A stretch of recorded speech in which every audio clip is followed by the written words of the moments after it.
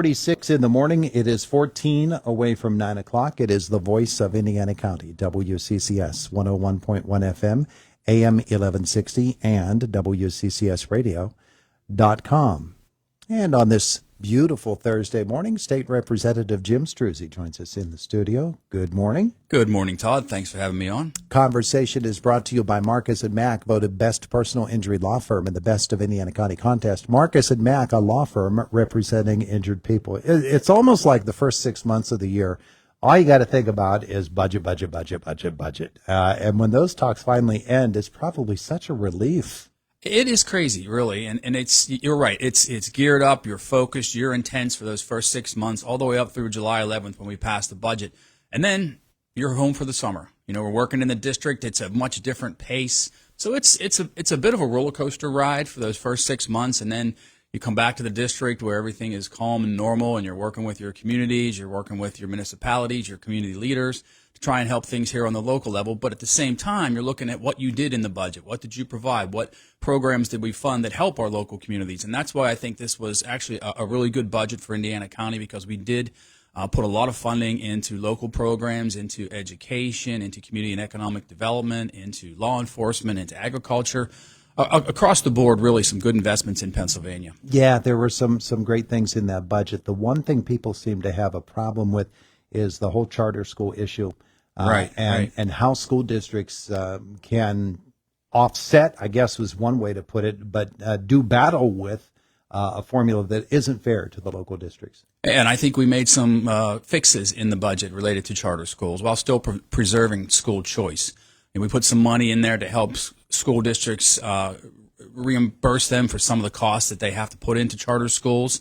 And I think that's really going to make a difference. I believe it was $100 million we put in to reimburse school districts for some of their charter school costs. I know that's a big issue for our local districts here. At the same time, we did change the basic education funding formula, not from what the Basic Education Committee had put forth, but more based on census numbers to make it more fair for some of our rural districts. So I think in the end, you know, nobody ever gets what they want in the budget, and I think this was truly a compromise budget. The governor had asked for a whole lot more than what we were agreeable to as far as increases in spending, but I think at the end it did come out with a more fair funding formula and more equitable funding for our school districts. If you had your druthers, would you say, okay, this is where it's going to be now, or would you like to continue to see progress on either of those issues? Well, I think we still have a ways to go. As I said, we made some steps forward as far as charter school reforms. At the same time, you still want to make sure that you have the right amount of school choice for students who need that, for them and their families. And so I think it's going to continue to be a balancing. An increase of $1 billion is a lot for education. You know, a lot of us had some consternation about that because at the same time we're seeing our demographics decrease. I think we do need to look at how we're spending money on education. We cannot continue to add $1 billion every year into education funding. So we still have a lot of work to do on that front. We're talking about a $47.6 billion budget, Todd, and that's still a 2.7 increase, I think, from what our previous amount was last year. Less than what the governor had asked for, but again, as I said, it was a compromise budget, but there's still some concerns with that increase in spending. You know, where we're going to be next year if revenues, as projected, continue to decline. Yeah, and if inflation continues at the rate that it is, I mean, $1 today isn't worth what it's going to be worth $1 a year from now. Right, and you know, we were able to do the increases this year without a tax increase. We were able to draw on some reserve funds. Prior year funds, not reserve funds. We didn't touch the rainy day fund or the reserve funds that a lot of people had some concerns with as well. And in fact, we were able to put $700 million into the rainy day fund. So we were able to use prior year funds. But again, that cannot continue. So we have to look at, you know, where can we make some cuts at the same time, where are we able to fund what we need to fund? And I think in this budget, we were really able to do that. We were able to put some money in programs that really needed it. Direct support professionals for people with intellectual disabilities was a big one. While it wasn't the complete ask that the governor had, we were able to add significant funding into those programs to help people in our communities. Let's talk a little bit about energy.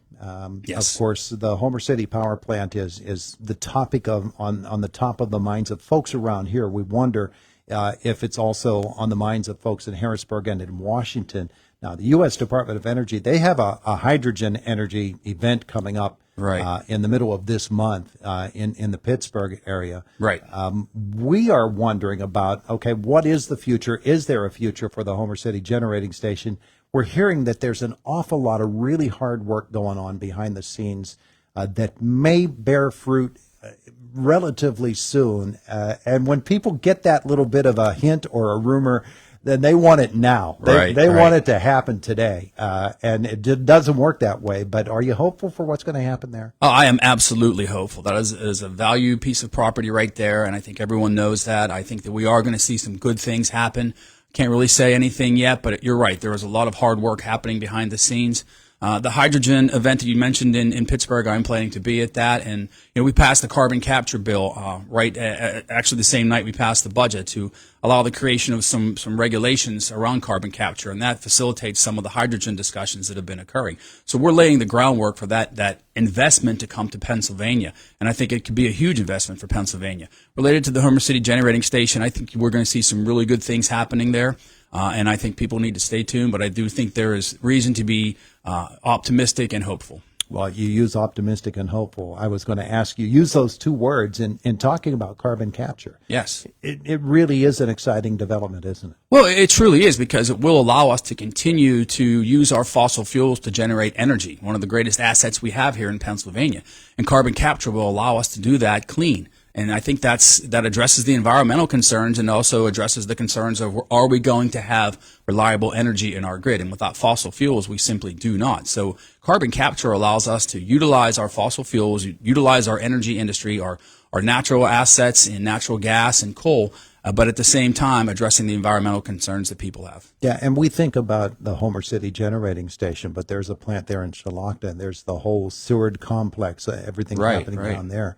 It's not just Homer City, it's this entire county and region. Well, it absolutely is, and the RGGI discussion still continues in the courts, and I think that's preposterous, really.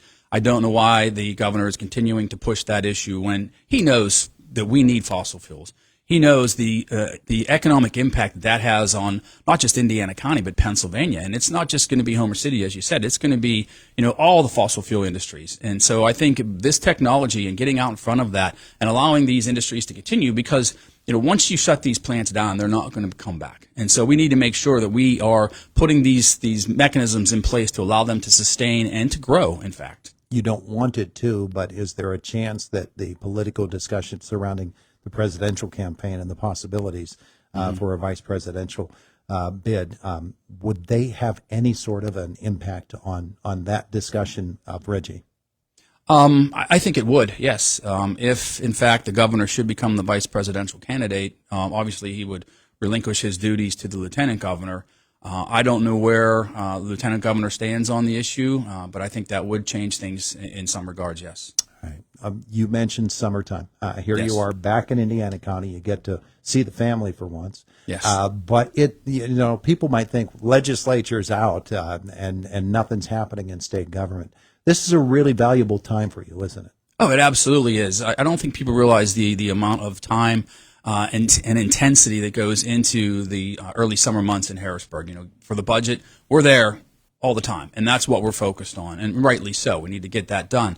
But when you come back to the districts, it's time to catch up with your local communities, time to meet with community leaders, with your municipal officials, find out what's happening in their communities and how we can help. So I'm setting up a series of meetings to do exactly that. Find out where we can help them with state assets, what's happening in their communities, meet with our local nonprofits, of course, attend all the festivals and fairs that are coming up. Knotweed's here, I think, next weekend. Mm-hmm. Today we have the annual Indiana County Farm Bureau Legislative Luncheon. We're going to be at a beef farm down in Homer City this afternoon, where we'll learn their local priorities and the priorities of the Pennsylvania Farm Bureau. Of course, the county fair is going to be coming up, and the list goes on and on. But we like to be out. We like to be involved in our communities, because that's really where we can make a difference. And all those programs that we talk about that are in the budget that help our local communities, now we need to channel those into Indiana County. Yeah. Well, before the pandemic has changed the way that we do things so much. There used to be that you would always see open house events where you would have public forums and people could come out to fire halls, school buildings, whatever it happened to be, all over the region, and you could talk with them one-on-one. They could bring their issues to you.